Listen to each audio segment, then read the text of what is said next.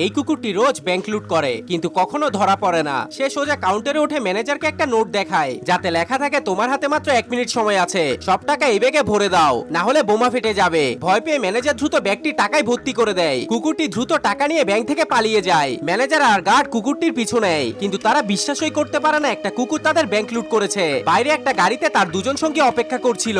যখন এসে গাড়িতে ওঠে তারা ব্যাগ থেকে ট্র্যাকারটি বাইরে ফেলে দেয় যাতে পুলিশ তাদের পিছু নিতে না পারে। এরপর তারা তিনজন টাকা নিয়ে নিজেদের আস্তানায় ফিরে আসে কিন্তু তাদের মধ্যে একজন কুকুরটিকে একদমই পছন্দ করে না। সে কুকুরটির দিকে একটি বিস্কুট ছুঁড়ে মারে আর বলে পরের বার অন্য কোনো কুকুরকে পাঠাতে হবে, কিন্তু কুকুরটা বিস্কুটটা উল্টো তার দিকে ছুঁড়ে মারে। লোকটা রাগে কুকুরটির উপর চেঁচাতে শুরু করে। এমন সময় পুলিশ সেখানে এসে পড়ে। চোরেরা যখন সারেন্ডার করার নাটক করে ঠিক তখনই কুকুরটি পুলিশের উপর ঝাঁপিয়ে পড়ে আর একজন পুলিশকে নিচে ফেলে দেয়। সেই সুযোগে চোরেরা কুকুরটিকে সেখানে ফেলে রেখে পালিয়ে যায়। পুলিশ কুকুরটিকে ধরে একটি খাঁচায় বন্দি করে ফেলে। এরপর তাকে একটি পার্কে নিয়ে যাওয়া হয়। সেখানে একটি ছেলে তাকে দেখে পছন্দ করে আর নিজের বাড়িতে নিয়ে আসে, কিন্তু বাড়িতে আনার পর ছেলেটি অদ্ভুত কিছু লক্ষ্য করে। কুকুরটির খেলনার প্রতি কোনো আগ্রহই নেই। আসলে সে কোনো সাধারণ কুকুর নয়, তাকে অপরাধীরা বড় করেছে আর এমন ভাবে ট্রেনিং দেওয়া হয়েছে যে সে টাকা ছাড়া কিছুই বোঝে না। ছেলেটি একটা হার দেখিয়ে তাকে ট্রেনিং দেওয়ার চেষ্টা করে কিন্তু কুকুরটি ফিরেও তাকায় না। কিন্তু যেই সে একটা $20 নোট দেখায় কুকুরটার সাথে সাথে সেটা কামড়ে ধরে আর কিছুতেই ছাড়তে চায় না। পরের দিন ছেলেটা জানতে পারে তার মায়ের চাকরি চলে গিয়েছে।